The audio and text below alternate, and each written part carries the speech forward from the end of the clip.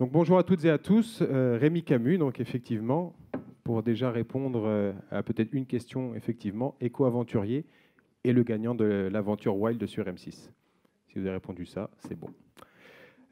Avant de commencer, je veux d'abord remercier donc Real Estate BNP Paribas pour m'avoir accueilli ici et surtout donc les 4 personnes qui sont présentes, Xavier, Patricia, Clémentine, pardon, excuse-moi,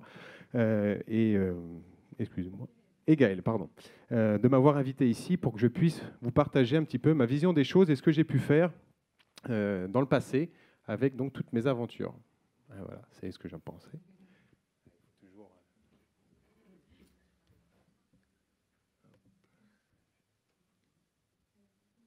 Non.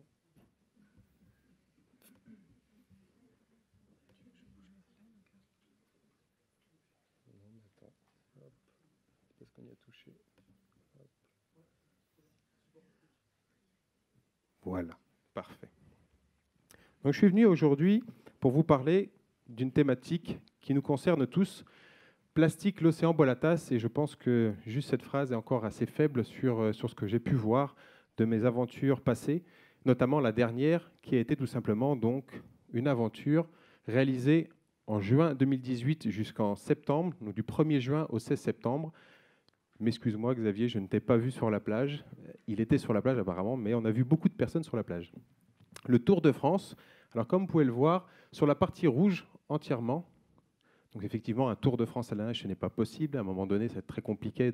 On n'a pas eu le temps de creuser un canal ni de faire un fleuve et une rivière pour remonter. Mais c'est tout simplement longer le littoral français. Donc on est parti donc, de Dunkerque pour aller jusqu'à Monaco avec une petite sortie ici pour regagner le bassin méditerranéen. Cette aventure, elle a duré exactement 3 mois et demi pendant donc 2650 km de nage, des petits sauts de puce de 30 km par jour, ce qui représentait environ 12 heures de nage. Avant de poursuivre, je vais juste vous montrer quelques chiffres qui sont assez surprenants de ce qu'on peut connaître sur les mers et les océans. 1,5 million d'oiseaux et mammifères marins meurent chaque année à cause de l'ingestion de plastique, ce qui est assez surprenant. J'ai fait une étape au Cap d'Antibes et ils ont ouvert depuis maintenant 2 ans une infirmerie pour tortues. La première année, ils ont sorti 6 tortues. 2 avaient été balafrées sur le dos à cause d'hélices de paramoteurs de bateaux, tout simplement. Ils ont réussi à les sauver. 2 autres avaient des hameçons à l'intérieur de la gueule. Ils ont réussi à les sauver également. Et les 2 dernières, elles sont mortes. Ils ont fait une autopsie comme à chaque fois. Et ils ont trouvé la taille d'un point en matière plastique, nylon, etc. sont mortes d'occlusion intestinale. Ce qui est quand même assez surprenant. Quand on est sur le bassin méditerranéen, quand on regarde la surface de l'eau, ça a l'air très propre. Je vous assure, c'est une véritable poubelle. 400 milliards de kilos de métaux lourds, boues toxiques, solvants sont déversés dans les mers chaque année. Vous avez une zone qui est assez surprenante, qui n'est pas très loin de Cassis, avec les boues rouges qui sont déversées malheureusement au niveau de la mer Méditerranée et qui est mis en place depuis maintenant des décennies. 75% des déchets marins sont liés au plastique. Une très très grosse quantité de plastique qu'on retrouve dans les mers et les océans. 5% des composants d'un sac biodégradable se dégradent dans l'eau. Et 1000 milliards de sacs plastiques sont utilisés dans le monde au moment où vous lisez cette phrase. Avant de poursuivre, je voudrais juste vous poser une question. Est-ce que vous savez quelle est la matière qu'on retrouve le plus dans les mers et les océans? Est-ce que vous avez une idée? Alors l'eau, bravo. J'ai entendu. Hein, tu peux sortir. On peut l'applaudir, on peut l'applaudir. Je pense qu'il est très bon, il est très bon. À part l'eau et les poissons, alors mais quoi comme plastique, qu'est-ce qu'on peut retrouver? Est-ce que vous avez une idée? Petit indice, on en retrouve à 23%. Vous l'utilisez presque tous les jours et l'économie du monde est basée dessus. Quel type de pétrole? C'est le pneu de voiture, mais pas le pneu dans son intégralité, la gomme du pneu.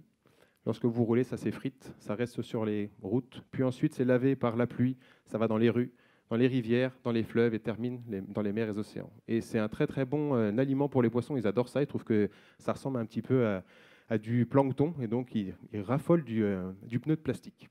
Donc voilà ce qu'on peut retrouver principalement dans les mers et les océans à 23%, ce qui est quand même assez surprenant.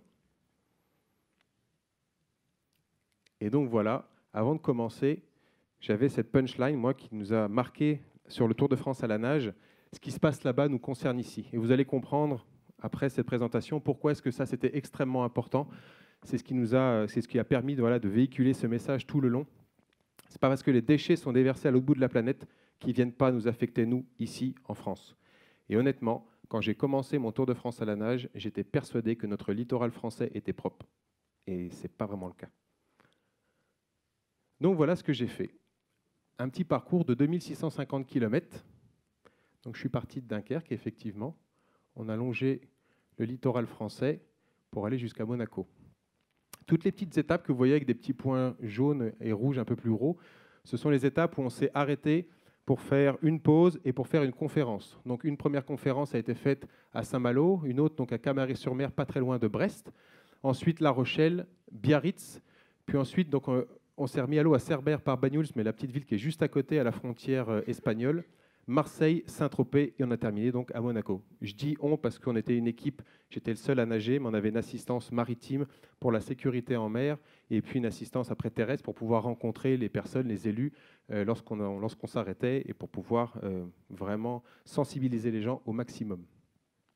Les étapes étaient un peu surprenantes parce que la première étape a été de 21 jours jusqu'à Saint-Malo, donc 30 km, 12 heures de nage par jour pendant 21 jours. Ensuite, de Saint-Malo, on est reparti. On a eu 9 petits jours pour aller jusqu'à Camaret-sur-Mer. Puis ensuite, on a repris jusqu'à 18 jours pour aller jusqu'à La Rochelle. De La Rochelle à Biarritz en 12 jours. On a eu un petit temps de repos de 6 jours. C'était sympa, c'est les vacances, pour pouvoir couper. Et puis ensuite, on s'est remis à l'eau, donc à Cerbère jusqu'à Marseille. Marseille, Saint-Tropez, Saint-Tropez, Monaco, avec des petites étapes. 12 jours pour aller à Marseille, une dizaine pour aller à Saint-Tropez, et puis après c'était la finale, c'était sympa, donc il n'y avait que 6 jours à peu près pour aller jusqu'à Monaco. Les étapes de 30 km par jour, 12 heures de nage, tous les jours pour délivrer un message sur la préservation de l'eau, sur sensibiliser les gens sur cette thématique qui est vraiment très très importante pour nous tous. J'étais équipé assez light pour faire cette aventure. Donc ça, c'est l'illustration qu'on avait mis en place sur notre dossier de présentation, qui n'est pas forcément la réalité des choses. C'est ce que j'expliquais tout à l'heure. Il y a la fiction, ça, et puis la réalité, quand on fait une aventure, c'est jamais parfait comme on le souhaiterait à 100%. Ce qu'il y a dedans de vrai, c'est qu'il y avait une paire de palmes en carbone. J'avais une combinaison qui faisait 2 mm d'épais pour pouvoir avoir cette aisance lors de la nage, ce qui était très pratique lorsqu'on était en Méditerranée, car la température de l'eau était entre 22 et 23 degrés. Mais à Dunkerque, la température est entre 8 et 10 degrés. Quand on nage 12 heures dans l'eau, je vous assure, c'est frais, très frais. Derrière moi, je tractais donc une petite embarcation qui était reliée par un bout avec une sangle. Il y avait de l'eau à l'intérieur, on avait de la nourriture également. C'était principalement pour pouvoir être visible, pour être vu des autres bateaux. On a eu des portions à traverser dans le brouillard où je n'avais pas 50 mètres de visibilité. Donc c'était vraiment comme une bouée de sauvetage que j'avais derrière moi, mais ça faisait également un gros poids à tirer parce qu'elle était toujours derrière. Elle m'a sauvé la vie quelques fois, notamment entre la Tremblade et puis l'île de Léron. On a le Pertuis juste avant que ça regagne donc l'océan Atlantique. Et on avait ce jour-là 4 mètres de creux avec un vent de 8 sur l'échelle de Beaufort. Et la SNSM qui nous a accompagnés nous a dit « Vous ne devriez pas sortir aujourd'hui, il y a un très gros risque et vous allez y laisser la vie ». Et on lui a dit, on n'a pas le temps, on ne peut pas, parce qu'on a calé notre agenda, on va y aller quand même. Et on a réussi à passer ces 4 mètres de creux. J'ai réussi à peu près à tenir 4-5 heures avant de vomir, parce que je n'arrivais pas à fixer un point dans l'horizon et à avoir un équilibre au niveau de l'oreille interne. Donc j'ai vomi. La dernière fois que je vomissais comme ça, c'est quand j'avais 19 ans, parce que je sortais un peu trop en soirée. Donc voilà. Donc voilà quelques photos qu'on a faites sur cette aventure. Record de nage que j'ai pu faire, c'est donc 13 heures jusqu'à Toulon. Je vous assure, c'est extrêmement éprouvant physiquement, mais le plus dur, ça reste mentalement, parce que à quoi on pense pendant 12 heures de nage? Et on a la tête dans l'eau. Alors quand on est en Méditerranée, on a une vision, on peut observer les choses. Quand on est sur la mer du Nord et la Manche, on se retrouve à avoir entre 2 et 3 cm de visibilité. Donc on est tout seul dans son élément, sachant qu'on est au courant, qu'on est dans une vaste étendue qui ne fait que bouger, avec des animaux marins qui ne sont pas forcément toujours très agréables. Donc ça reste assez technique, mais mentalement c'est horrible parce qu'on est tout seul. Et cette photo a été prise au niveau donc, du Cap d'Agde avec double tuba. Et j'ai pas pu en profiter. On a passé le Cap d'Agde, le camp naturiste, et malheureusement, on n'a pas pu en profiter. J'étais dans l'eau. Bon, dommage. On y retournera. Donc voilà. Ça, c'était donc l'aventure avec beaucoup de péripéties, beaucoup d'aventures et d'anecdotes. Après, il faudrait que j'y passe des heures pour tout vous raconter parce que c'était très, très dur, voilà, mentalement, physiquement. On a rencontré beaucoup de personnes. On a touché 23 000 personnes sur la plage directement à chaque sortie d'eau. Donc, c'était quand même une belle réussite parce qu'on a pu voilà, transmettre ce message et montrer que tous, ici, vous avez tous la possibilité de porter un projet, de mettre en place une petite action, même si elle est petite. Faites son petit colibri, c'est vraiment très important. Donc voilà, c'était cette aventure sur... hop, pardon. Ah non, ah oui, pardon. Là, oui, bouge plus. Voilà. Et donc pour l'illustrer, je vais vous montrer un petit film qu'on a réalisé. J'espère que le son sera bon. Qui illustre un petit peu les enjeux de cette aventure et surtout tout ce qu'on a pu voir pendant le Tour de France à la nage. C'est qu'une petite partie, mais ça illustre quand même très bien ce qu'on a pu voir. Tac.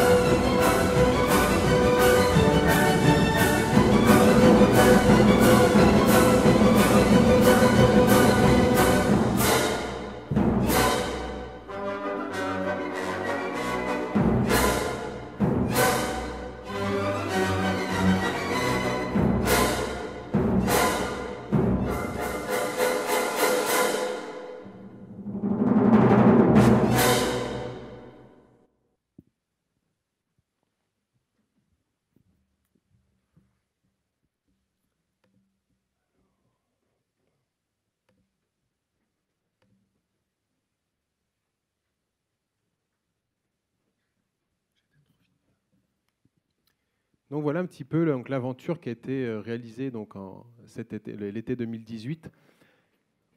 Honnêtement, tout ce que vous avez pu voir, c'est la collecte de déchets à chaque fois d'une journée. On a vu, à un moment donné, il y avait une bâche étendue au sol avec plein de déchets. C'est la collecte qu'on a faite juste avant d'arriver à Saint-Tropez. On voit à un moment donné donc, une personne dans l'eau en train de sortir un pneu. Donc c'était le barreur du bateau avec donc, la bénévole qui était à côté, à l'intérieur du pneu. Et c'est là où on en parlait tout à l'heure. Je ne sais pas si des fois on a bien fait les choses. Parce que ce pneu qui a été retrouvé dans l'eau était probablement là pour des raisons au début, pour développer un écosystème. Et quand on a sorti les pneus, on en a sorti 6, c'était au large de Cavalère, donc sur le bassin méditerranéen. Et en fait, dans l'un des pneus, il y avait une pieuvre qui était énorme. Et on l'a enlevée et on l'a remis à l'eau. Et on s'est dit, on vient juste de détruire son habitat en fait naturel. Elle a trouvé que le pneu était plutôt intéressant pour vivre à l'intérieur, pour avoir une cachette. Et on l'a remis à l'eau.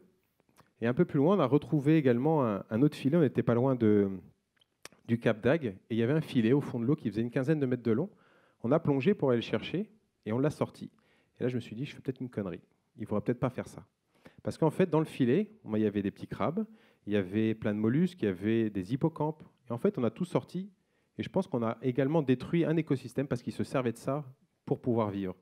Et donc, on était un peu dubitatif sur l'action qu'on était en train de mener, justement parce qu'un déchet était devenu maintenant un écosystème. Après, si vous avez bien répondu donc, aux questions, la quantité de déchets sauvages qui est donc déversée dans les mers et les océans, à l'heure actuelle, elle est de 634 tonnes chaque seconde. Ce qui est quand même assez dingue. On va dire c'est 500 voitures qui partent toutes les secondes. Maintenant. C'est juste impressionnant. Ce chiffre-là, il peut être assez particulier à comprendre parce que justement, il y a plein de pays qui, alors je ne vais pas dire qu'ils contribuent, ce n'est pas forcément une contribution, mais qui déversent leurs déchets dans les mers et les océans. Mais celui-ci est encore plus effrayant parce qu'on est dans un pays qui est soi-disant axé sur le tri sélectif, le recyclage, et on se retrouve, donc c'est un chiffre qui a été réalisé par une ONG qui s'appelle Geste Propre en 2018, et ils ont trouvé 10 kilos de déchets sauvages déversés en France chaque seconde. Ce qui est quand même assez fou de retrouver autant de déchets. Donc c'est toutes les personnes qui jettent par la fenêtre de leur véhicule des cigarettes, un papier, etc. Et qu'on retrouve dans les rues, dans les rivières, dans les fleuves, et qui terminent à un moment donné leur course dans les mers et les océans. Et c'est quand même assez dingue, ce chiffre-là. Moi, je n'étais pas au courant, hein. Je l'ai appris en fait pendant que je faisais mon tour de France à la nage. Et tout à l'heure, je vous ai dit, le littoral français, lorsque j'ai commencé cette aventure, j'étais persuadé qu'il était propre. Et en fait, je me suis trompé parce que les courants marins rapportent forcément des déchets chez nous. Et puis ensuite, on a eu des actions qui ne sont pas forcément les meilleures à mettre en avant. Vous avez par exemple ça. C'est une décharge qui se trouve en France. Donc vous avez le Havre, qui est donc un très gros port maritime dans le nord de la France. Et cette décharge s'appelle Dolmar. Donc c'est une décharge à ciel ouvert. Je vais me décaler juste là. À cet endroit-là, vous avez le début de la décharge qui continue un petit peu plus loin. Elle fait 800 mètres de long. Elle monte jusqu'en haut de la falaise. Donc là, c'est vraiment la falaise qui longe donc, sur la Normandie. Et elle fait plusieurs dizaines de mètres d'épais. Cette décharge, elle existe depuis des décennies et des décennies. Et en fait, c'était mis en place par les habitants du Havre et la municipalité pour permettre tout simplement de stocker les déchets à un endroit. Elle a été mise en avant parce qu'en 2018, en mai 2018, il y a eu une tempête qui s'appelle la tempête Eleanor qui a frappé les côtes et qui s'est déplacée jusqu'en Bretagne. Et en fait, lorsque les marées, les conditions de mer étaient fortes, ça venait gratter cette décharge. Et on a retrouvé des petits bouchons rouges qui étaient produits il y a plusieurs décennies par une société qui n'existe plus à l'heure actuelle. Et on a retrouvé ces petits bouchons dans plein de petites plages. Vous avez notamment au nord Saint-Jean-de-Bruneval, une petite ville classée au patrimoine mondial de l'UNESCO qui est magnifique. Et on a retrouvé ces petits bouchons sur ces plages. Et ensuite, à la suite de ça, ils ont contacté directement notre Premier ministre, qui était l'ancien maire du Havre, pour lui dire « Tu es parti à Paris, mais ça serait bien maintenant que tu reviennes pour pouvoir t'occuper de cette décharge. » Donc ça, c'est la première chose qui nous a frappé. Ça faisait pas très longtemps qu'on avait commencé. Hein. Le Dunkerque n'est pas très loin. C'est environ 300 km, même pas en longeant les côtes. Et puis ensuite, on s'aperçoit que le littoral français, vous avez donc des ports maritimes un peu partout et de touristes, et tous les ports de France sont dégueulasses. Vous avez une quantité d'huile, d'hydrocarbures, de déchets à la surface de l'eau qui est juste indénombrable. Et puis ensuite, quand on longe le littoral, vous avez à cet endroit-là donc les marées qui sont assez fortes, montantes et descendantes, qui viennent frapper à cet endroit-là. Mais quand on arrive ici, vous avez un gir avec l'Espagne. Donc vous avez le littoral espagnol, le littoral français. Là, dans le golfe de Gascogne, là, vous avez un gir assez important. Et puis, je pense que les normes environnementales espagnoles sont très différentes des nôtres. Et juste à la frontière, vous avez une décharge qui est en bordure de mer également. Et ces déchets se déversent directement dans la mer à cet endroit-là. Alors après, je ne vous cache pas, hein, ce n'est pas une critique que j'ai fait envers l'Espagne, c'est juste un constat, montrer vraiment l'impact que nous avons, nous, humains, sur cette problématique. Si on parle après des déchets, ce n'est pas uniquement national, si on n'est que chez nous, ni européen, mais c'est vraiment mondial. On est tous concernés par cette problématique. Et après, vous avez, bon, je ne vous le cache pas, il y a la Dour qui coule à cet endroit-là, qui est un petit fleuve au niveau de Bayonne. Vous le savez quand vous passez. L'eau est bleue et tout d'un coup, l'eau est marron. Vous savez que vous passez la Dour dans tous les cas. Et donc, à cet endroit, on a une grosse quantité. Et quand nous, on y était, c'était le 11 août. Et tous les déchets qu'on a pu retrouver, tout était écrit en espagnol. Ensuite, on a fait notre petite semaine de transition. Et on s'est remis à l'eau donc à Cerbère. Puis là, on découvre encore une fois des déchets qui sont assez surprenants en mer Méditerranée. Donc vous avez les plages qui sont recouvertes de déchets. Et puis, ce qu'on voit plutôt de l'autre côté, en fait, la mer Méditerranée elle est extrêmement belle à la surface, mais je vous assure, dans le fond marin, c'est une véritable poubelle. Et si vous vous rappelez au tout début, la première slide qu'on vous a montrée avant le jeu, il y avait donc un sac plastique qui ressemblait à un iceberg. Et bien, c'est exactement ça. La problématique des déchets plastiques, on vous en parle peut-être depuis quelques temps, on vous dit faut faire attention parce qu'il y a des continents de déchets, mais en fait ça représente que 1% des déchets, tout le reste a déjà coulé. Donc l'iceberg que l'on voit, c'est juste la partie émergée que l'on voit, et la partie immergée malheureusement est très très très impressionnante. Et on retrouve tout ça à cet endroit-là. Avant on avait du macro-déchet, maintenant on est passé au micro-déchet. Moi je me rappelle quand j'étais gamin à l'école, on me disait Rémi, le plastique, mais 400 ans pour disparaître. Et en fait, il y avait un point après disparaître, et en fait, ils auraient dû décaler le point, c'était disparaître du regard. Parce que le plastique ne disparaît pas. Il devient macro, puis micro-déchet, puis devient particule de déchets, et on le retrouve très facilement dans notre alimentation. Je ne sais pas si vous avez eu vent de ça, il y a eu une expérience qui a été faite sur 8 cobayes de 8 pays différents, et on a demandé à ces personnes de manger habituellement, mais de noter scrupuleusement leur repas et de faire des tests de sel tous les jours. Et ils ont trouvé des traces de polyéthylène, polypropylène dans les sels de ces 8 personnes, qui provenaient de 8 pays différents. Donc on a vraiment une grosse problématique sur la problématique des déchets qu'on retrouve dans les mers et les océans. Je ne sais pas si vous êtes au courant de ça, mais c'est exactement ça. C'est qu'à un moment donné, en 2050, il y aura plus de plastique que de poissons, à un moment donné. Donc je ne sais pas s'il y en a qui aiment bien manger du poisson, mais je vous conseille de manger du plastique. Il y en aura plus, ce sera plus simple à digérer, vous gagnerez du temps. Mais on a vraiment une quantité juste impressionnante de déchets plastiques, et ça c'est dû à notre consommation, à notre surconsommation. Après, je ne fais pas de critique, hein, j'ai juste fait un constat. Après, il y a plein d'actions à mettre en place, et on est tous capables de changer quelques petites choses dans notre quotidien. Et en fait, tout ça, je ne l'ai pas eu parce qu'un jour, je me suis dit, tiens, je vais me taper un Tour de France à la nage, ça a l'air sympa, personne ne l'a jamais fait. Mais en fait, ça a été une continuité de mes aventures. En 2011, j'ai fait ma première aventure. Moi, avant d'être éco-aventurier, j'étais maître d'hôtel dans la restauration. Donc, il n'y avait rien de... Voilà. Et puis, je travaillais dans un étoilé Michelin à côté de Thoiry, donc juste à côté de Genève. Et puis, un matin d'hiver, ma maman m'a contacté, elle m'a dit « Tu vas venir avec moi, on va partir en vacances en Bretagne et on va prendre un peu de bon temps tous les deux pendant une semaine. » Donc, voilà, j'ai fait un effort, hein, voilà, faut le dire. Je suis parti en Bretagne. Et on est arrivé perdu en plein milieu de nulle part. Et je lui ai demandé où est-ce qu'était la mer. Elle m'a dit au moins 2 heures de route. Donc, je lui ai demandé pourquoi est-ce que c'était très intelligent d'avoir loué une maison perdue au milieu des champs. Elle m'a dit, on va passer un bon moment. Effectivement, le soir, je la questionne sur nos activités de la semaine et elle me dit, demain, on va aller faire une brocante. Donc, je me tape, allez, on va dire 800-900 km pour traverser la France pour faire une brocante. Voilà, merci maman. Et du coup, je la laisse partir de son côté, chiner, et moi, je vais au bar boire quelques bières en attendant. Et puis, au bout d'une heure, je me dis, ce serait quand même bien d'aller la retrouver, ma maman. Et je rencontre une femme qui vend toute sa collection de bouquins. Et je feuille quelques-uns comme ça, et je tombe sur un bouquin d'un franco-marocain qui a traversé l'Amérique en courant. Il est parti d'Alaska et il a couru jusqu'à Terra del Fuego. Donc il a fait 24 000 km en courant en 1 an et demi. Il s'appelle Jamel Bali. J'ai acheté le bouquin, il était à 6 balles, je l'ai négocié à 5 balles. Quand même, dans la restauration, il faut négocier. Et je suis rentré le soir et je me suis dit, on va lire tout ce livre et je veux comprendre comment est-ce qu'il a fait sa démarche, tout simplement.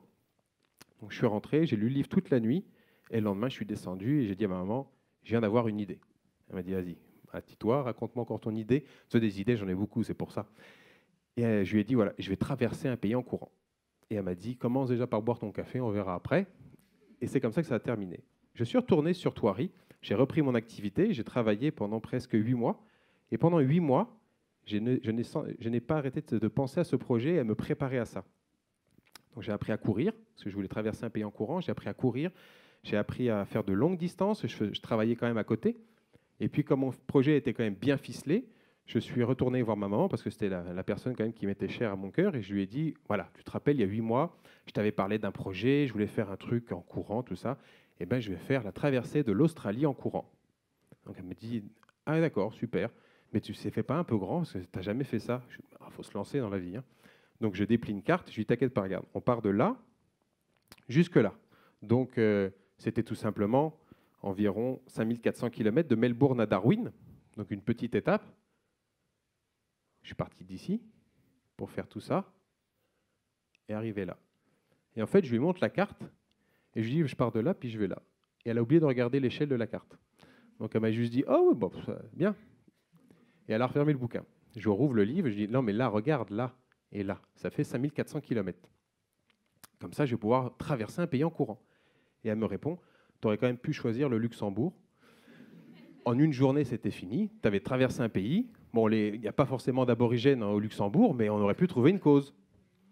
Et donc, c'est ce que j'ai fait. Je suis parti donc... pardon. Je suis parti de Melbourne. Voilà. Hop. Hop. Je suis parti de Melbourne pour regagner la communauté aborigène, enfin les deux communautés aborigènes. Donc, il y en a une petite qui est ici, une qui est là. La première s'appelle Kaltukatjara, puis la deuxième qui s'appelle Mutijulu, qui sont exactement situées à côté du gros caillou rouge qu'on a l'habitude de voir sur les belles cartes postales. J'ai passé 25 jours avec eux. J'ai appris à chasser, j'ai appris la cueillette, j'ai appris tout simplement un mode de vie beaucoup plus terre à terre. J'ai appris à chasser les kangourous, ce qui était assez surprenant parce que la première fois où le responsable de la communauté Pankobé m'a initié à la chasse aux kangourous, il m'a dit, tu viens un matin, on va chasser le kangourou, tu vas voir, ça va être sympa. Tu vas comprendre ce que c'est. Donc je suis venu un matin, son 4x4 était prêt, on monte dans le véhicule et on part. Et j'étais persuadé qu'on allait chasser le kangourou à l'ancienne, quoi, donc avec une peau de bête pour se cacher, puis une lance. Enfin. Et il n'y avait pas de lance. Donc je me dis, il a sûrement caché un fusil quelque part. Il n'y avait pas de fusil non plus. Et après 1 heure de route, on a vu un kangourou traverser la route. Il a rétrogradé, il a accéléré, il a roulé sur le kangourou. Et il m'a dit, voilà, il est mort. Et je lui ai dit, c'est quand même assez radical. Et il m'a répondu, il faut vivre avec son temps. Et ça, j'ai trouvé ça assez sympa. Il fait, j'ai pas envie de m'emmerder à descendre de la voiture pour aller tuer le kangourou avec une lance ou avec un fusil. En plus, tu aurais pu le louper. Là, on gagne du temps. Et donc, on a ramené le kangourou à la maison et on a pu le déguster ensemble. Et des péripéties comme ça, des aventures, j'en ai eu plein sur tout le trajet. Mais ce que je garde en mémoire le plus, et en fait, c'est tout simplement le manque d'eau. J'ai failli crever la soif en plein désert. J'ai tenu 4 jours sans boire. Je ne sais pas si ici, il y en a qui ont déjà vécu cette sensation sans boire, 4 jours. Au début, ça prend uniquement les lèvres. Vous avez les lèvres qui sont extrêmement sèches. Vous n'arrivez pas à avaler votre salive. Ensuite, vous avez votre vision qui commence à se réduire. Et puis ensuite, vous avez à peu près le cerveau de la taille d'un lombric et vous réfléchissez pas forcément très très bien. Mais au bout de 4 jours, la seule chose que l'on veut, c'est boire. Vous pourriez faire n'importe quoi et vous pourriez même tuer pour boire. Et moi, au bout de 4 jours, j'en étais vraiment à ça. Il me restait environ 60 km avant de trouver un point d'eau et j'ai réussi à me débrouiller en buvant du sang de kangourou, en buvant mon urine pour pouvoir m'hydrater et regagner le prochain point d'eau. Et en fait, tout ça, ça m'a vraiment sensibilisé sur la thématique de l'eau. Je me suis dit, si moi, ça m'a affecté pendant les 100 jours de course, il y en a sûrement, ils vivent ça à longueur de journée, cette sensation de ne pas avoir un accès à l'eau. Et je ne parle même pas avoir d'un accès à l'eau potable, juste un accès à l'eau. Donc je suis revenu en France, j'ai fait beaucoup de conférences dans les écoles et en entreprise, pas forcément sur la thématique de l'eau, mais sur la thématique du dépassement de soi, de oser ses rêves. Honnêtement, je n'étais pas un coureur, je ne savais pas forcément faire tout ça, j'ai tout plaqué pour vivre vraiment mon rêve, parce que je voulais faire ça. Je voulais donner du sens à ma vie.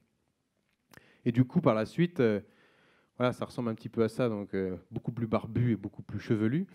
La petite remorque qui est ici donc, faisait une 40aine de kilos chargée. Il n'y avait pas d'assistance, j'étais tout seul. Donc je transportais mon eau tous les jours, ma nourriture. J'avais une petite caméra vidéo ici, donc je filmais tout. Enfin, on est vraiment en autonomie, surtout sur la communication. Enfin, c'est assez technique d'ailleurs. La petite remorque, pour anecdote, elle a été faite par mon papa. On l'a testée la veille du départ. J'ai mis mon sac, je l'ai attaché, et devant la maison, il y a juste une petite place. J'ai fait 50 mètres en courant. Et voilà, et mon père, il m'a dit, tu vois, ça tient. Je lui ai dit, 5400 km, je vais faire juste 50 mètres, là, ça fait un peu juste, quoi. Mon père, c'est quelqu'un assez bourru, enfin, voilà, c'est un Camus, quoi. Et il me dit, t'as pas confiance en moi? J'ai dit, si, si, et je voulais pas en fait m'en prendre une. Donc du coup, j'étais persuadé que ça allait tenir. Et la remorque, elle a tenu une journée. Elle a cassé à cet endroit-là, vous voyez, il y a des petites soudures qui ont été rajoutées. Et au bout d'une journée, elle a cassé parce que c'était trop fragile. Et j'ai eu la chance de rencontrer un mec qui était top, qui s'appelait Chris, qui faisait de la soudure sur des pots d'échappement, parce qu'en Australie, c'est des malades, ils aiment bien avoir des gros pots d'échappement. Et donc, du coup, il m'a réparé ma remorque en 5 minutes. Il m'a donné sa carte, et je lui ai dit, mais et si ça casse? Et il m'a dit, tu ne me fais pas confiance. J'avais quand même cet a priori avec mon père, quoi. Et je voulais pas. Donc, je lui ai dit, ouais, non, non, je te fais confiance. Il m'a dit, je te donne ma carte. Où que tu sois en Australie, je prends l'avion, je prends la voiture, je prends la moto, je viens te réparer personnellement ta remorque. C'était quand même un gros gage de garantie, quoi. J'étais content. Et je suis arrivé à Darwin et je l'ai appelé juste pour le remercier, pour lui dire qu'elle n'avait pas cassé et qu'elle avait tenu bon jusqu'au bout. Donc voilà, merci papa pour cette petite péripétie alors qu'on venait à peine de commencer. Et du coup, je suis revenu en France et j'ai fait beaucoup de conférences sur cette thématique.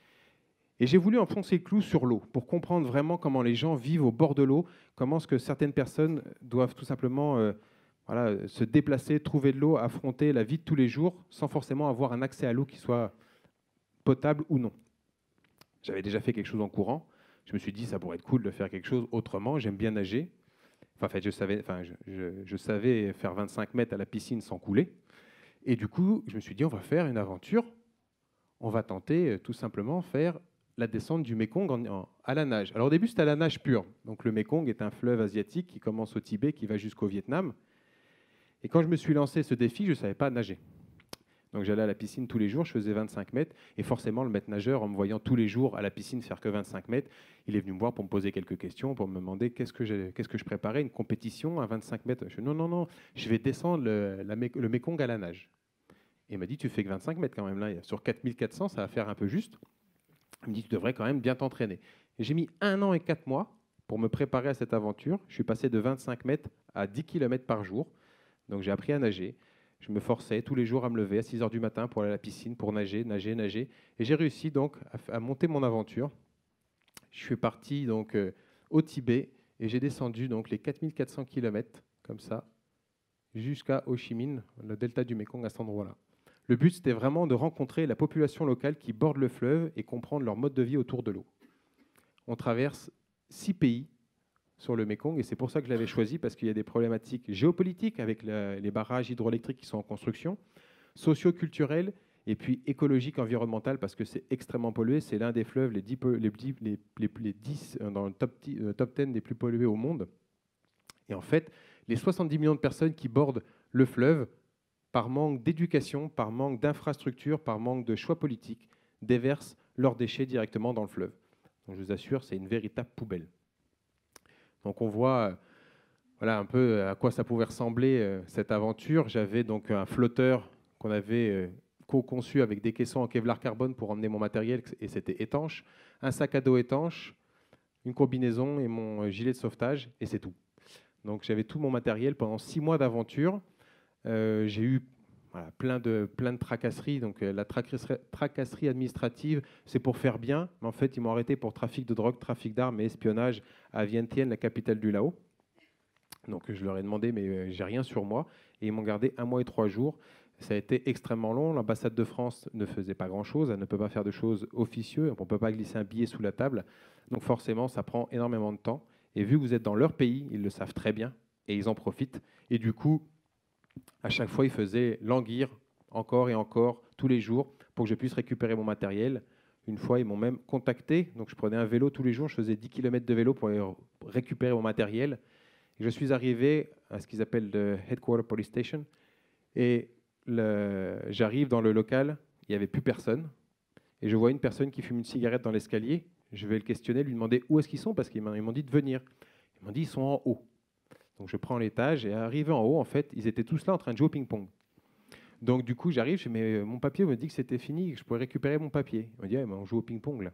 Ah oui, effectivement. Et je leur dis, mais si je gagne, j'ai mon papier? Ils m'ont dit, oui, oui, il n'y a pas de problème. Donc ils étaient 6, donc j'ai gagné. Et après, ils m'ont dit, bah, faudra repasser parce que le chef, il n'est pas là. Donc ils m'ont fait perdre 2 heures de mon temps pour un papier qui n'existait pas. Et c'était comme ça, tout le temps, tout le temps, tout le temps, tout le temps, pour obtenir des autorisations, des laissez-passer. Et en fait, ce qu'ils me demandaient, c'était une autorisation d'aller nager. Ils m'ont dit, il vous faut un permis pour nager. Je dis, mais vous savez qu'il y a 70 millions de personnes qui bordent le Mékong et ils n'ont pas de permis pour nager. Il fait, oui, mais vous en avez besoin, vous. Donc voilà, c'est parce que j'étais le blanc. Et en fait, j'ai compris par la suite qu'ils voulaient juste un peu d'argent. Et j'étais très content parce que je ne leur ai pas lâché un centime. Donc j'ai pu reprendre ma nage et finir mon aventure. Et on se rend compte, en fait, que dans le Mékong, et comme dans beaucoup de fleuves de pays en voie de développement, et ça, même si ce n'est pas forcément très joli à dire ça, parce que ils en sont un petit peu à ce que nous, on a essayé de développer il y a 30-40 ans. Mais en fait, toutes les personnes déversent directement leurs déchets dans le fleuve parce que pour eux, eh ben, c'est plus devant la maison, ça part avec le courant, tout simplement. Et là, vous pouvez voir, donc là, moi, je tiens une petite bouteille d'eau dans ma main. Vous avez des claquettes, vous avez du polystyrène, vous avez plein de choses à cet endroit. J'ai retrouvé des déchets provenant des hôpitaux. On voit des cochons, on voit des poulets, ils balancent tout directement dans le fleuve. Sauf que depuis 15 ans, avec les barrages hydroélectriques, là, vous êtes sur un bassin de rétention d'eau. Et donc, les déchets restent à cet endroit-là. Et on a une grosse, grosse quantité de déchets qui est à la surface de l'eau et qui descend très, très lentement. Et quand on arrive dans le delta du Mékong, vous avez donc une barrière naturelle avec la marée montante et descendante, et vous avez un bassin qui est quand même très important, 10 millions de personnes, et tout le monde déverse leurs déchets dans les mers et les océans. Et c'est un petit peu à la suite de ça, donc l'Australie qui m'a fait prendre conscience de la rareté de l'eau, le Mékong qui m'a fait prendre conscience que l'eau était en abondance, mais pas forcément de qualité, et après on retrouve tous ces déchets qui terminent à un moment donné leur course dans les mers et les océans. Et en fait, je ne sais pas si vous vous rappelez de la punchline que j'avais mis au tout début, ce qui se passe là-bas nous concerne ici, ben c'est exactement ça. Ces déchets ne nous appartiennent pas, mais à un moment donné, ils terminent chez nous, sur nos côtes, voire dans des poissons qu'on va avoir chez nous. Et donc on est tous concernés par cette problématique, malheureusement.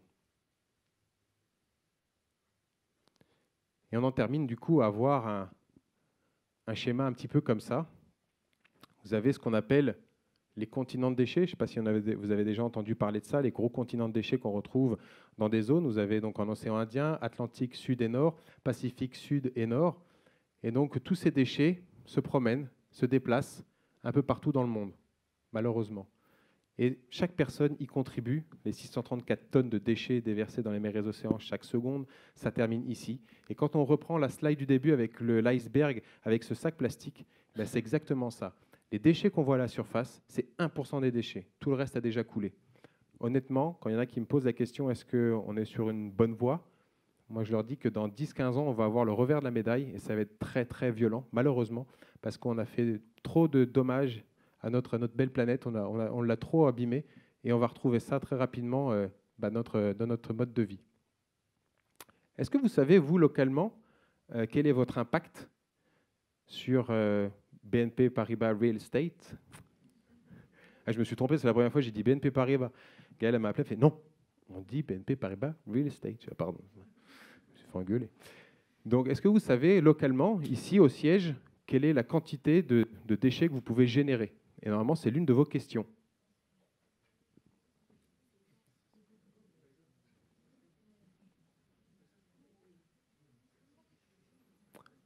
Vous consommez, enfin l'année dernière, 500 000 gobelets ont été consommés, ce qui représente 1,5 tonnes de plastique. On avait fait le calcul, c'est 3,2 grammes par gobelet.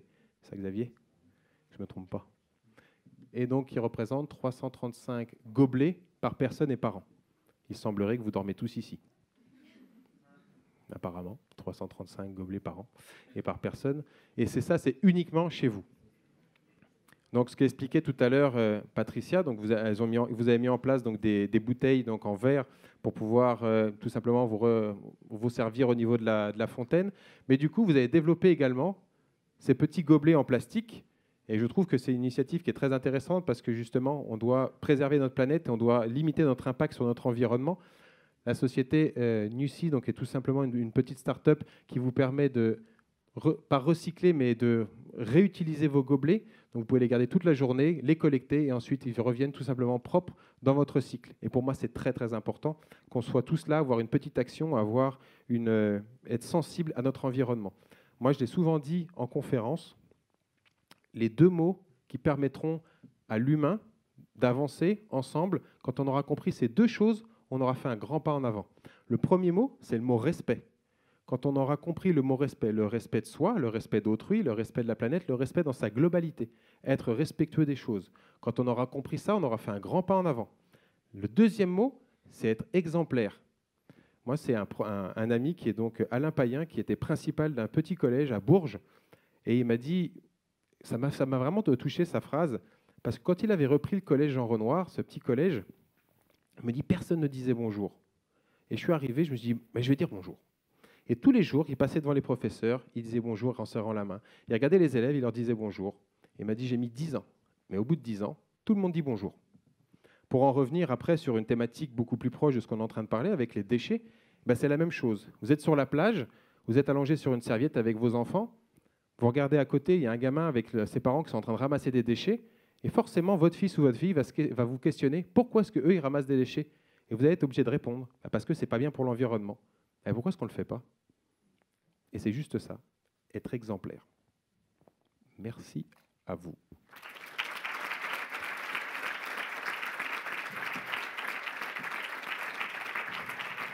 Tu veux reprendre, Xavier?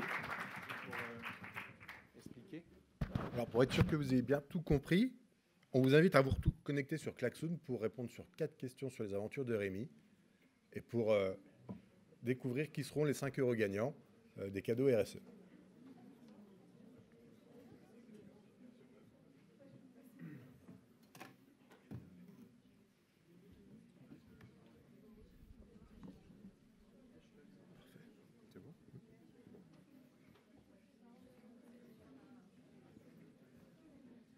Rémi, oui. Tu peux remettre le slide où il y a le code? Non. Je vais rebalancer. Hop, en arrière. Alors, la prochaine aventure écologique, on va tenter de faire l'ascension de l'Everest en 2021 en partenariat avec un laboratoire. Et on va faire une collecte de glace et de neige jusqu'au sommet pour prouver que la particule de plastique a malheureusement intégré le cycle de l'eau. Et j'espère qu'on aura tort, mais je sais qu'on a raison, malheureusement. Parce qu'on a réussi à trouver des particules de plastique dans les Pyrénées, dans les Alpes. Donc, je pense que malheureusement, on a réussi à polluer la plus haute planète du monde.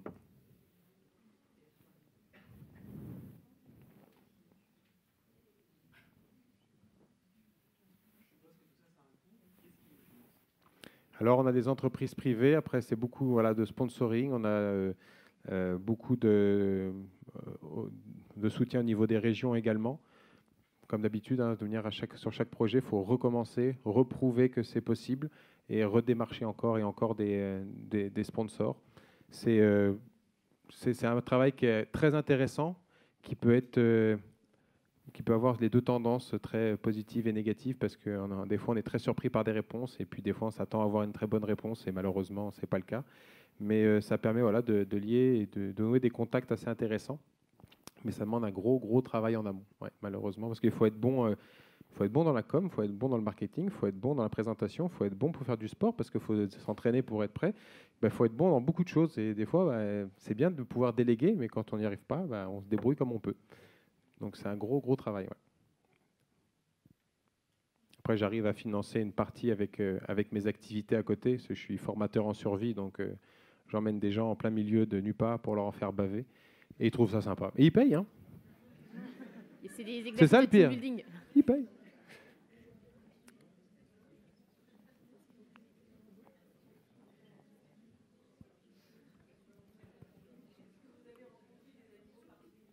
Ah, voilà une bonne question.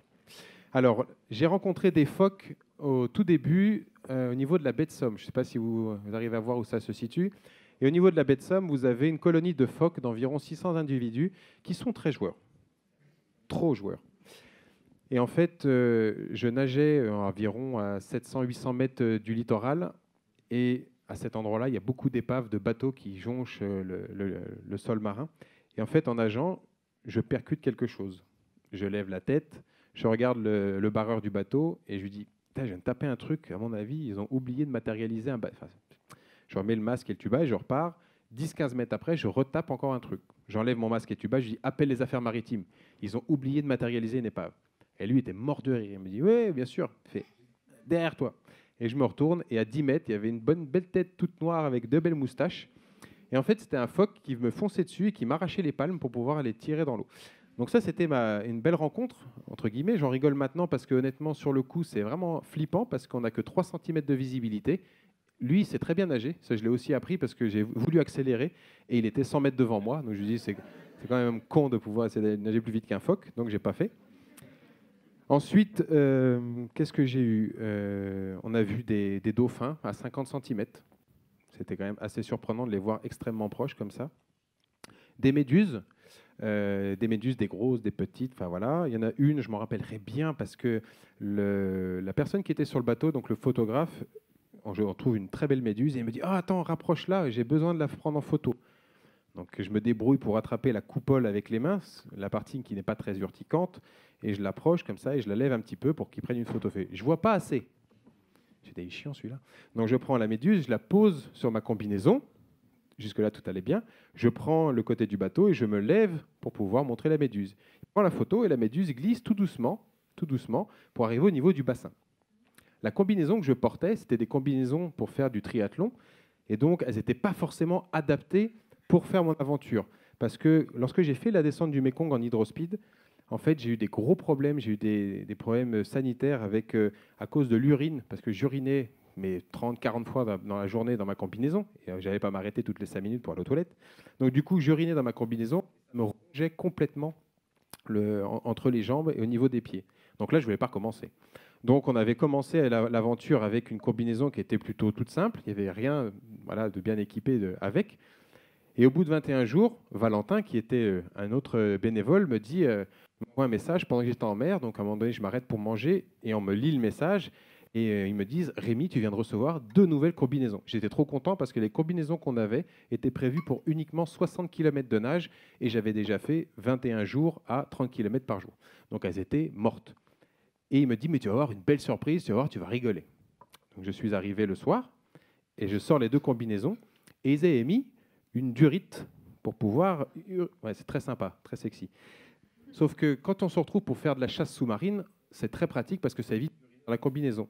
Mais quand on se retrouve à devoir sortir de l'eau et avoir 400, 500 personnes qui sont là, avec des caméras, des fois avec des enfants, vous avez des gamins qui viennent à peu près à ma hauteur, pour avoir on se retourne, enfin bon, je dis, c'est pas forcément très agréable. Donc je leur ai dit, il va falloir me changer tout ça. Donc ils ont changé par la suite, ils ont mis presque 1 mois et demi pour changer. Et ils ont mis, donc moi j'avais appelé ça par la suite une condip, donc ils met une fermeture éclair, ce qui était très pratique. Et j'avais cette fermeture éclair quand j'ai attrapé la méduse. Donc ça a glissé et le pouvoir urticant de la méduse est passé à travers la fermeture éclair. Et j'ai reposé la méduse dans l'eau et elle me dit ça va. Je fais, mais je sens que ça gratte quand même.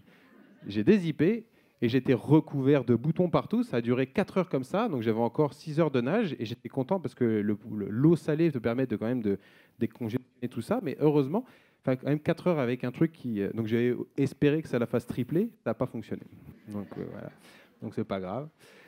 Et puis ensuite, qu'est-ce qu'on a vu d'autre On a vu des raies pastenagues assez impressionnantes, très proches du littoral. Et en fait, c'est dû à la température de l'eau qui est de plus en plus chaude en Méditerranée. Elle se rapproche énormément du littoral. Même en Atlantique, quand on était sur le Pays Basque, on a eu des températures, alors que c'est extrêmement rare, 24 degrés en Atlantique. Des fois, ils nous expliquent que ça ne dure qu'une journée. Et là, ça faisait 15 jours qu'ils avaient 24 degrés. Donc on a vraiment une température qui augmente au niveau même du climat. Et je pense que notre impact humain, on y est pour beaucoup. Donc voilà, après, c'est les quelques animaux qui m'ont le plus surpris, en bien et en mal.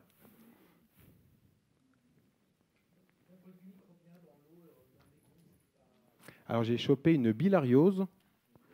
C'est une petite bactérie qui vient se loger au niveau du foie et après on se retrouve à avoir le ventre d'une femme enceinte et on décède, voilà, tout simplement. Et j'ai eu la chance d'avoir eu ça qu'au dernier moment. Et en fait, je suis parti à l'Institut Pasteur et puis ça s'est très vite résorbé. Mais c'est un fleuve qui est extrêmement pollué et on retrouve vraiment toutes sortes de déchets malheureusement. Et ça, c'est quelque chose qui n'est pas facilement, on peut pas le voir comme ça à l'œil nu, malheureusement. Et c'est ce qui tue beaucoup de personnes, malheureusement, chaque année. Et les gens qui sont au bord du fleuve, lorsqu'on a atteint d'une maladie, généralement, sont délaissés. Vous êtes quelque chose d'impur ou pas forcément très bien pour la société, donc on vous laisse sur le côté. Donc j'ai eu de la chance, beaucoup de chance. L'Australie, j'ai pas eu de maladie, j'ai juste eu une piqûre de redback sur le bras. C'est une petite araignée qui n'est pas très grosse, qui ressemble à une veuve noire à peu près. Et elle a la particularité d'avoir une petite raie rouge sur l'abdomen. Et en fait, j'avais rencontré un mec qui m'avait dit, si tu veux, ce soir, tu peux dormir. J'ai 2 caravanes complètement désaffectées. Tu peux dormir dedans, c'est cool. Le mot désaffecté, j'aurais dit pourri. Ça aurait été encore plus simple. Il m'a dit, tu peux dormir dedans, et généreux. Et du coup, j'ai regardé, la première caravane était juste ignoble. Et la deuxième, il y avait un lit, enfin un semblant de lit, une planche. Et j'ai décidé de dormir dessus. J'étais tellement fatigué que je me suis endormi, mais je n'étais pas complètement dans mon sac de couchage et mon bras a dû basculer pendant la nuit. Et le lendemain matin, j'ai commencé à avoir des visions, je voyais trouble et je ne comprenais pas du tout. Et quand j'ai inspecté toute la caravane, elle était infestée de redback, donc je dis voilà, très intelligent. Mais vu que j'étais en plein désert, je ne pouvais pas faire grand-chose, donc j'ai juste serré les dents et j'ai continué mon aventure et ça a duré 15 jours avec un bras qui faisait la taille de ma cuisse. Mais voilà, ça a tenu. Ils m'ont dit, tu as de la chance. C'est tout. Une dernière question avant de connaître les gagnants.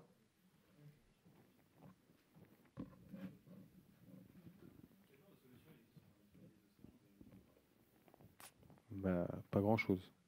Il y a des projets énormes qui ont coûté des milliards pour aller collecter les déchets en plein milieu de l'océan pour soi-disant les transformer en carburant, etc. Je n'ai pas pu vous en parler parce qu'on pourrait en parler des heures, mais je suis sur un projet de transformation du plastique en carburant. J'ai une machine qui transforme le plastique en carburant. Il faut être très précis sur la matière plastique que l'on met à l'intérieur. Et ce qu'on retrouve en fait dans les mers et les océans, c'est une mélasse. Ce n'est pas que du plastique, ça a été broyé par le sel, par les vagues, par le soleil, par la houle. Du coup, c'est comme une pâte. Et quand on analyse cette pâte, moi j'ai eu la chance de rencontrer une biologiste qui travaillait sur le projet qui s'appelait The Ocean Cleanup, d'un jeune Hollandais, je crois. Et elle m'expliquait qu'à l'intérieur, il y avait des traces donc, de métaux lourds, donc de l'aluminium, du plomb, du mercure. Et donc on peut pas faire grand-chose avec tout ça, malheureusement, parce que c'est tellement... la matière première est complètement, c'est complètement différent. C'est pas juste une matière première, elle est pas forcément identifiable. Et donc, pour moi, je ne vais pas dire que c'est une perte d'argent parce qu'il faut le faire, mais l'éducation, sensibiliser les gens et aller vraiment récupérer le cœur du problème vraiment dans les communautés, inciter les gens. Moi, je suis persuadé qu'on réglera la problématique de l'écologie et de l'environnement quand on mettra des valeurs marchandes sur les choses, quand on donnera de l'argent aux gens. Moi, quand je faisais mon tour de France à la nage, j'expliquais aux gens, vous voyez ici, il y a la plage. Si je crée une valeur marchande sur le sable et que je dis qu'un seau de sable, vous gagnez 10 euros, dans 15 jours, il n'y a plus de sable. Parce que vous pouvez gagner de l'argent, tout simplement.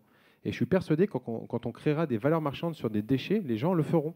En Asie du Sud-Est, quand j'étais au Cambodge, au Vietnam, on voit des gens qui sont démunis, qui n'ont pas d'argent, qui sont dans des petites barques avec des morceaux de bambou et ils récupèrent des choses qui les intéressent. Des bouteilles en verre, les canettes d'aluminium, les bouteilles en plastique et le carton, parce que c'est acheminé dans des centres de stockage et c'est revendu. Et ils gagnent quelques dollars. Ce n'est pas grand-chose, mais pour eux, ils gagnent quelques dollars. Et le reste, ils le laissent parce que ça ne vaut pas d'argent. Donc quand on créera des valeurs marchandes dessus, on verra des gens. Et après, alors on va dire, oui, mais c'est pas forcément, ils ne le font pas pour l'environnement, pour l'écologie. Honnêtement, quand j'ai descendu le Mékong, j'ai rencontré une famille qui parlait un peu anglais. Et il m'a dit, tu sais, moi j'ai une femme à nourrir et j'ai 2 enfants. Si c'est sale autour de chez moi, je m'en fous. Et honnêtement, je ferais pareil. Je ne vais pas me voiler la face, j'habiterai au milieu de nulle part et j'ai une femme et des enfants à nourrir. Je m'en fous complètement que ça soit sale autour de chez moi. La seule chose que je veux, c'est manger. Pour moi, le recyclage, c'est un truc de riche. C'est parce que tu as le temps et tu as l'argent pour pouvoir trier, recycler. Puis après, je trouve que même le mot recyclage, c'est un prétexte des fois pour consommer. Vous inquiétez pas, c'est recycler. Mais ce n'est pas forcément recyclé. Il y a beaucoup d'enfouissement encore à l'heure actuelle ou incinération. Donc on est encore très très loin vraiment du mot recyclage. Donc voilà, pour moi, je suis persuadé qu'on réglera ce problème quand on passera aux valeurs marchandes sur les choses, tout simplement. Merci Rémi. Merci pour ton constat, pour ton intervention. Vous avez été très nombreux à participer et plutôt bien sensibilisés, puisqu'il y a énormément de personnes qui ont répondu juste à toutes les questions. Malheureusement, on n'a que 5 lots pour les 5 premiers. Donc, je vais appeler les pseudos que vous avez renseignés. Félicitations à Lo, Sylvie, Delphine, Vali et Orphée pour avoir répondu et gagné plus de 3000 points. Et heureusement que vous n'avez pas mis des pseudos bizarres parce que ça aurait été très drôle. Ouais, ça aurait été très drôle. Voilà, merci en tout cas. Merci à vous. Merci beaucoup en tout cas pour votre attention.